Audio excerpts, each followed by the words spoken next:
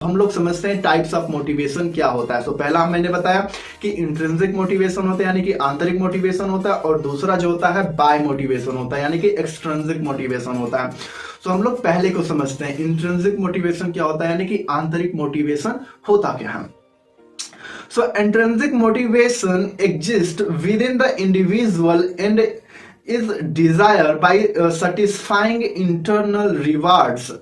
rather than relying on external pressures or extrinsic rewards. It involves an interest in or enjoyment of the activity itself. Motivation, intrinsic motivation जो होता है आंतरिक प्रेरणा व्यक्ति के भीतर मौजूद होती है, यानी कि इंट्रिंसिक मोटिवेशन जो होता है वो हमारे अंदर ही मौजूद होती है, हमारे इंटरनल मतलब कि हमारे अंदर ही या इंट्रिंसिक मोटिवेशन मौजूद होती है, और बाहरी दबाव या बाहरी पुरस्कारों पर निर्भर रहने के बजाय आंतरिक पुरस्कारों को संतुष्ट करने से प्रेरित होती है। यानी कि जो हमारी संतुष्टि है इससे प्रेरित होती है हमारी आंतरिक मोटिवेशन यानी कि आंतरिक अभिप्रेरणा, इंट्रिंसिक मोटिवेशन। इसमें स्वयं गतिविधि में रुचि या आनंद शामिल हो सकता है, यानी कि गतिविधि में रुचि जो होता है मतलब कि शामिल हो सकता है। इंट्रिंसिक मोटिवेशन जो होता है हमारे अंदर होता है, और यह मतलब कि बाहरी रिसोर्सेज मतलब कि बाहरी किसी भी चीज पे डिपेंड नहीं करता है, बाहरी पुरस्कारों पे डिपेंड नहीं करता है। हमारी इंटरनल मोटिवेशन जो होता है या हमारे अंदर होता है, या आत्मसंतुष्टि के लिए, जैसे कि कोई भी काम हम जब करते हैं सो वह जो होता है हमारा इंटरनल मोटिवेशन होता है, जिसको हम इंट्रिंसिक मोटिवेशन भी कहते हैं। सो इंट्रिंसिक मोटिवेशन क्लियर हो चुका होगा कि इंट्रिंसिक मोटिवेशन जो होता है यह बाहरी पुरस्कारों पे डिपेंड नहीं करता है, यानी कि हमारी जो इंटरनल सेटिस्फेक्शन यानी कि आंतरिक संतुष्टि है उसको सेटिस्फाई करने के लिए जब हम कोई गतिविधि करते हैं वह अपने इंटरनल मतलब कि इंट्रिंसिक मोटिवेशन के अनुसार ही करते हैं। जैसे हम लोग इसको उदाहरण के साथ समझेंगे कि एक एथलीट जो है पुरस्कार के बजाय अनुभव के लिए फुटबॉल खेलना पसंद कर सकता है। इंट्रिंसिक मोटिवेशन का एक बेस्ट एग्जांपल है जैसे कोई एथलीट है वह मतलब कि अनुभव के लिए कोई भी खेल खेल सकता है, यानी कि फुटबॉल जो है वो अनुभव के लिए खेल सकता है। कोई क्रिकेटर है वो अनुभव के लिए क्रिकेट खेल रहा है, यानी कि उसमें उसको मजा आ रहा है, उसमें उसको रोमांच मतलब फीलिंग आ रही है, रोमांचित फील कर रहा है उस खेल को खेलने के लिए, और उसका ऐसा कोई मोटिव नहीं है जैसे कि उसका बाहरी कोई पुरस्कार मिले उस खेल को खेलने के लिए, ऐसा इसमें कोई मोटिव नहीं है इंट्रिंसिक मोटिवेशन में। आप कोई खेल भी खेलते हैं वो आपकी इंटरनल मतलब कुछ डिजायर होती हैं, कुछ सेटिस्फेक्शन होता है, मतलब कि उसको सेटिस्फाई करने के लिए कोई भी काम करते हैं, जैसे कोई भी खेल खेलते हैं आप और भी कोई भी काम करते हैं तो वह आप इंटरनल मोटिवेशन यानी कि इंट्रिंसिक मोटिवेशन के थ्रू ही करते हैं। सो इंट्रिंसिक मोटिवेशन आपको समझ में आ गया एक तरीके से सेटिस्फेक्शन को सेटिस्फाई करने के लिए जब हम कोई कार्य करते हैं तो इंट्रिंसिक मोटिवेशन का इस्तेमाल कर उसके थ्रू ही हम कार्य करते हैं। अब हम लोग नेक्स्ट समझते हैं कि एक्सट्रिंसिक मोटिवेशन क्या होता है, बाह्य मोटिवेशन क्या होता है। हम लोग बाह्य मोटिवेशन को समझते हैं, यानी कि एक्सट्रिंसिक मोटिवेशन को समझते हैं कि बाह्य मोटिवेशन, बाह्य अभिप्रेरण होता क्या है। So extrinsic motivation equals when an individual is driven by external influences.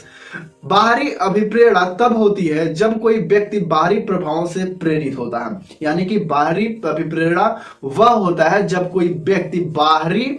व्यक्ति से प्रभावित होकर कोई काम करता है तो वह उसका बाह्य अभिप्रेरण कहलाता है। जैसे एक बेसिक सा एग्जांपल लेते हैं, हमारी सोसाइटी में अगर कोई व्यक्ति ऐसा है जो अपने लाइफ में कुछ ऐसा कर गया है जिसकी तरह लोग बनना चाहते हैं, तो क्या कर रहा है वह लोगों को इन्फ्लुएंस कर रहा है, और इन्फ्लुएंस होने वाले कौन है, कोई व्यक्ति है। सो वह व्यक्ति इस मतलब कि यह व्यक्ति जो है यह अपने लाइफ में बहुत सफल हो चुका है, लेकिन सफल हो चुका है अब इसकी तरह लोग बनना चाहते हैं। अब एक ये ऐसा व्यक्ति है जो अपने लाइफ में भी सफल होना चाहता है, तो यह व्यक्ति जो है इस व्यक्ति को देख के मतलब इन्फ्लुएंस हो रहा है। सो इसको बोलते हैं कि बाह्य अभिप्रेरण, यानी कि यह व्यक्ति जो है इसको इन्फ्लुएंस कर रहा है, इसको प्रेरित कर रहा है, और यह जो प्रेरणा हासिल कर रहा है यह बाह्य मोटिवेशन यानी कि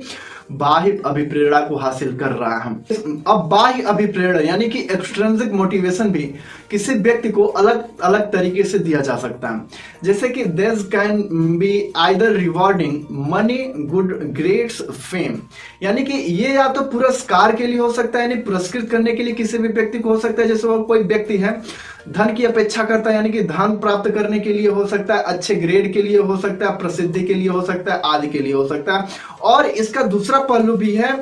कि पनिशिंग, यानी कि किसी भी व्यक्ति को दंड देने के लिए भी उसको मोटिवेट मतलब कि किया जा सकता है, यानी कि दंड देने वाले भी हो सकते हैं, जैसे कि दंड की धमकी देकर उसके काम कोई करवाना, या फिर दर्द याद, मतलब कि एक तरीके से बाय मोटिवेशन हो सकते हैं। एक प्लेजर की मतलब प्लेजर यानी कि किसी भी फेम को पाने के लिए, किसी भी अच्छे ग्रेड्स को पाने के लिए, या किसी भी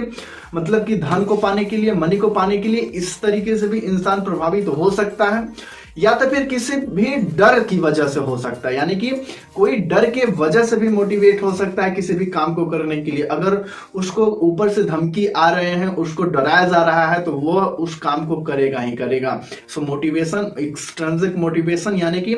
यह रिवार्ड के लिए भी हो सकता है और पनिशिंग के लिए भी हो सकता है, यानी कि एक अच्छे मतलब प्रोत्साहन के लिए, किसी भी वस्तु को पाने के लिए, फेम के लिए, पुरस्कृत के लिए मतलब ये हो सकता है, और पनिशिंग यानी दंड के लिए भी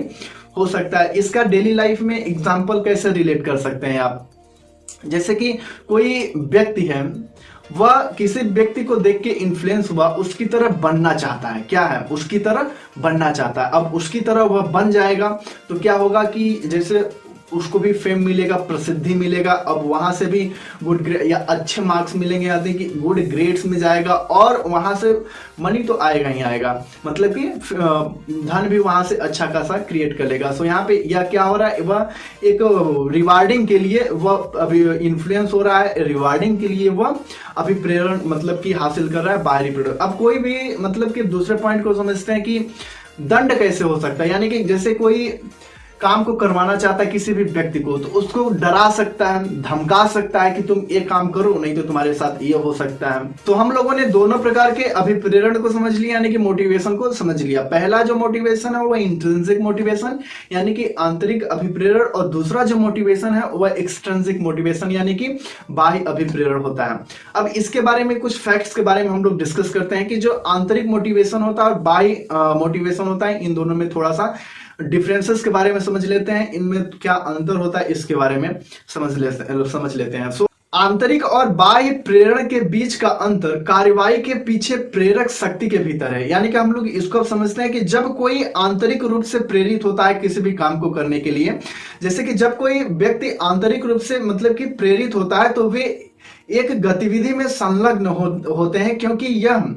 स्वाभाविक रूप से दिलचस्प, सुखद या संतोषजनक होती है। और दूसरा पॉइंट इसमें क्या है कि बाहरी प्रेरणा के साथ एजेंट, यानी कि कोई व्यक्ति बाहरी से कहीं मोटिवेशन हासिल करेगा, तो बाहरी प्रेरणा के साथ एजेंट का लक्ष्य गतिविधि से अलग एक वांछित परिणाम है। अब आपको मतलब यहाँ पे समझ में आ जा रहा है कि इंट्रिंसिक मोटिवेशन जो है, आंतरिक अभिप्रेरण क्या है, वह संतोषजनक यानी कि सेटिस्फैक्शन के लिए है, और एक्सट्रिंसिक मोटिवेशन जो है, बाह्य अभिप्रेरण है, वह की मतलब कि आंशिक परिणाम यानी कि वांछिक परिणाम से जुड़ा हुआ है। एजेंट के पास एक ही गतिविधि के लिए आंतरिक और बाहरी दोनों उद्देश्य हो सकते हैं, यानी कि दोनों उद्देश्य हो सकते हैं, लेकिन आमतौर पर एक प्रकार की प्रेरणा दूसरे से अधिक हो सकती है। इसको हम लोग उदाहरण के साथ समझते हैं कि पुरस्कार प्राप्त करने के लिए टेनिस खेलना बाहरी प्रेरणा का एक उदाहरण है, जबकि खेल का आनंद लेने के लिए आंतरिक प्रेरणा शामिल है। यानी कि यहाँ पे फिर वही बात आ गई कि किसी भी परिणाम की देखते हुए अगर आप किसी काम को कर रहे हैं, तो वह आपका मतलब कि बाहरी मोटिवेशन होता है, यानी कि एक्सट्रिंसिक मोटिवेशन होता है। यानी कि जब आप सेटिस्फैक्शन के लिए, यानी कि अपने आत्म संतुष्टि के लिए कोई खेल खेलते हैं या कोई भी काम करते हैं, तो इंटरनल